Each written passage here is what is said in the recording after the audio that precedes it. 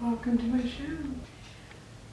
I thought I would do my first video, or my first just chat about my health and my pregnancy, because I feel like, yeah, the last video that was like a super, oh, what's wrong with my health kind of thing. Anyway, so I thought I'd just talk about it. I have talked about it a bit on Instagram. I'm quite obviously open about talking about it with people because I think it's super important. But basically, last year, September, I was diagnosed with something called endometriosis.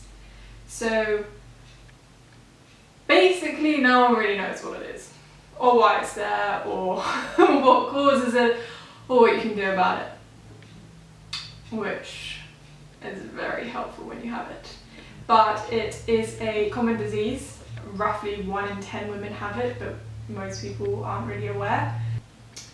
It's something that causes symptoms like really painful periods, exhaustion, painful sex, problems getting pregnant, and yeah, there's a lot of things to do with it. For me, it was that I constantly had cramps in my stomach, like all the time, even when I wasn't on my period. Like, my periods were TMI, but they were nasty. Like, yeah, they were never nice. And from a very young age, I was already on the pill to try and stop my periods, or to at least reduce them. Obviously now there's a lot more information about that. When I started, but I've been on the pill for like 8 years or something. When I started, they told you that you had to stop once a month, and then after a while they said I could stop once every 3 months, so I'd only have a period once every 3 months. Now, for certain pills, and obviously for certain people, I can take my pill all the time. But yeah, so I had really painful periods, but regardless of that, I always had cramps. Every day, pretty much. Every day I was in pain. It just felt like sometimes someone was scraping the inside of my stomach, but like my lower stomach, my pelvis, I guess. Or I could feel like someone was shoving like a metal rod through my stomach again and twist it up, like it hurt a lot. And it kept going on, and I had so many ultrasounds, and I had tests and blood work and everything, and no one could figure out what was going on. And it actually wasn't until I moved to Sweden and I went to my first gynecologist. Why I didn't get sent to a gynecologist in England, I don't know. But I went to my first gynecologist when I came here, and I saw a woman, and she said to me, "Have you ever heard of endometriosis?" And when I googled it, I literally ticked like every box for the symptoms, and it made a lot of sense.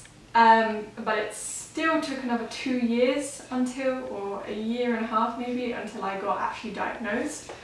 And that was largely due to the fact that people just don't really seem to believe it exists or something. Like, you can't see it when you just do an ultrasound on me.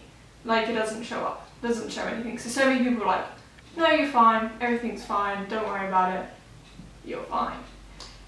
Clearly wasn't fine. So last September I ended up having an endoscopy. Oh my gosh, here comes that one. Endoscopy? Endoscopy?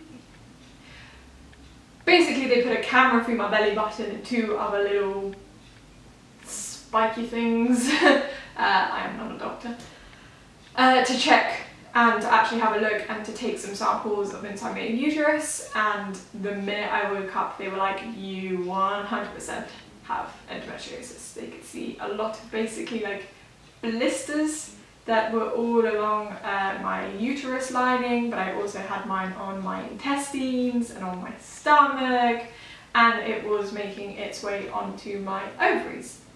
After seeing a lot of specialists, the common thing that people would say to me was that it would probably be quite difficult for me to get pregnant.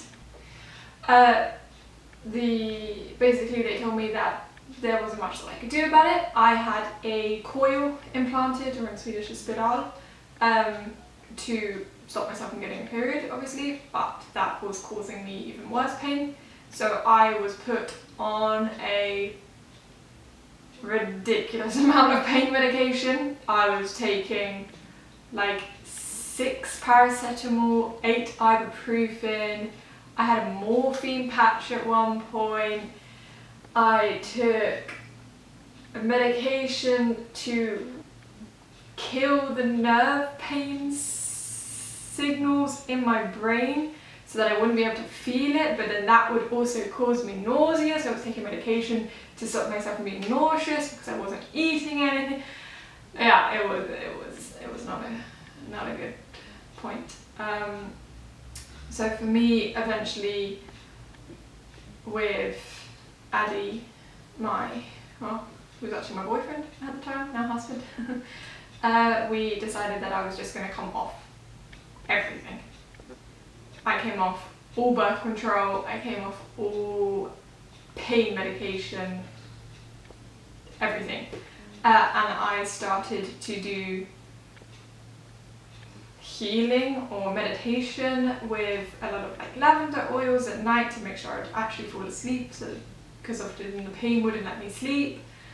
And I tried like different exercises. I started swimming a lot more, and foods and things like that. And there are so many different options that you can try. So many. I did massages, which were really great. Yeah, a lot of different things.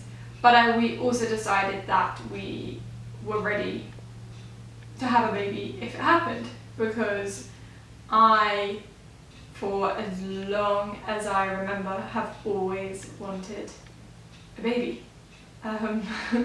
Literally is the whole reason why I feel like I exist. As weird as that may sound to people, all I've ever wanted to be is a mother, and I've always been so excited to have a family of my own, and so this was a really, really, really important thing to me, and I was absolutely terrified that that might not be the case, that I wouldn't be able to have my own children. So obviously, yeah, so we decided to come off the medication because I'm young, so we were hoping that that would, yeah, beat the odds or whatever, and obviously it did, and it did not take us that long for me to get pregnant, which is an absolute miracle, I guess is the right word. And now I am 28 weeks pregnant, and I literally could not be happier or more excited. I'm terrified, obviously. Very, very, very, very terrified. But I can't wait. And I am very lucky that I was dealt that hand, that I actually had the opportunity to be diagnosed at such a young age, because so many people are not diagnosed with endometriosis when they should be. For some reason, like, I've just read so many different people's blogs and talked to so many different people who were diagnosed in their 30s after years and years and years and years of trying to get pregnant and couldn't figure it out, and that's when they tested them. Like, I don't know. I still don't know enough about endometriosis. It's still something that I really need to learn more about. I read the summit every time it comes out, which is happening actually at this moment in time, and it just tells you a lot of different information about why you get endometriosis, but then a lot of stuff contradicts itself. So yeah, this is not a blog or a vlog that I'm going to be able to explain to you what endometriosis is, sadly, but that was my journey on finding out that I have it, and at this very moment in time I am not suffering, which is a miracle. The beginning of my pregnancy was very hard because I have so much scarring inside of me, so when the baby grew and my uterus grew and everything grew, there was a lot of ripping and a lot of pain, but my symptoms have subsided now that my pregnancy has got further along. Whether my endometriosis comes back after pregnancy,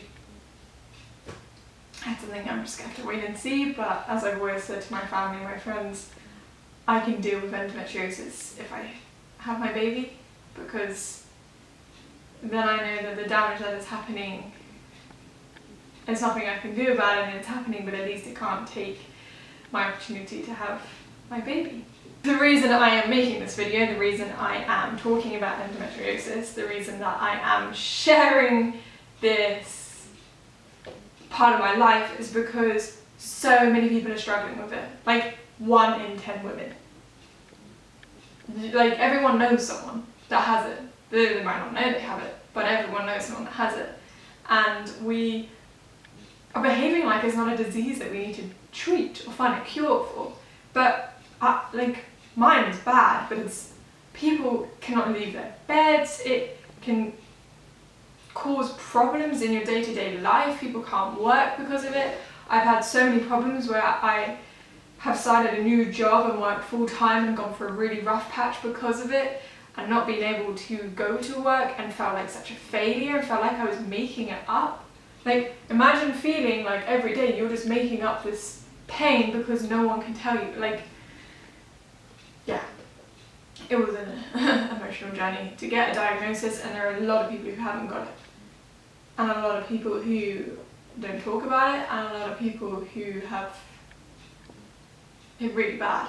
And I think that the more we talk about it and the more we share our journeys or share our truths, then hopefully the more the people listen, and hopefully someone can figure out what it is. Tell us what the cure is, or I don't know, like give us answers.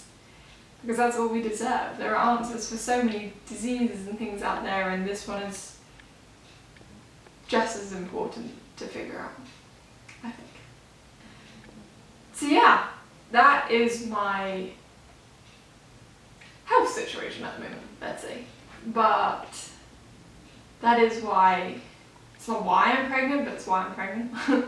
And that is the situation that I'm in, and that is my disease, and I own it, and we're gonna figure it out because we can do that together. So yeah, thank you for tuning in on this Jasmine Talks About Endometriosis, and talk to you guys soon.